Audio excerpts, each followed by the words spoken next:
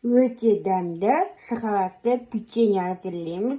Ол үшін бізге сары май, қант, ұн, какао және де жұмыртқа, және де мұнда менде сода және де 100 грамм крахмал керек болады. Осы жерде неше граммнан қолдандым, бәрін видеоның астына жазып қалдыратын боламын. Ең алдымен біз сары майымызды және ұнымызды жақсылап араластырып алатын боламыз. Ұнды міндетті түрде ситадан өткізіңіздер. Енді осы біздің ұн мен майымыз жақсылап біріккенше жақсылап араластыра отырып песочный қамыр жасауымыз керек. Мінекей бізде осындай қамыр шығу керек. Енді кезекте қантымызды қосамыз. Және де мұнда бізде сода және де крахмал. Және осыларды жақсылап толық араласқанша араластыратын боламыз. Мінекей бізде осы толықты араласып кету керек. Енді кезекте какаомызды қосып жақсылап араластырамыз.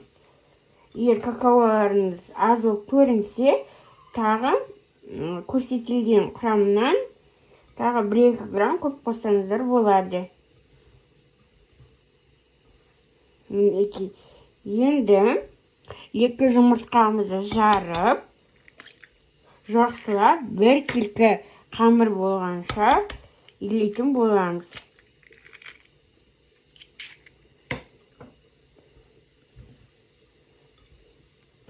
Мінекей біздің қамыр осындай болады. Оны аз деп, оның көп салмаңыздар. Осындай қолға жабысатын қамыр шығу керек. Енді кезекте қазір пісіретін боламыз. Мен осындай тефлоновый коврик қолданамын. Сіздер кәдімгі пергаментті де қолдансаңыздар болады. Мінекей енді аз-аздан өздеріңіз үлкен қаласаңыздар, үлкен, кіші қаласаңыздар, кіші етіп алып жасайтын боласыздар. Дәл осылай етіп жасап алып, алдымен жарты сағатқа тоңазытқышқа салып қоюларыңыз керек. Тек қана жарты сағат өткеннен ғана пісіретін боламыз. Аса көпті баспай-ақ қойыңыздар, себебі өзі жайылып, өз формасын ұстап пісетін болады.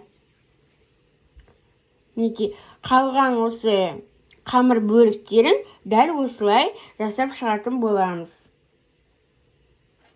Мінекей, менде жарты сағат өтті. Енді кезекте қызып тұрған пешімізде 170-180 градуста 20-25 минут уақыт көлемінде пісіріп алатын боламыз.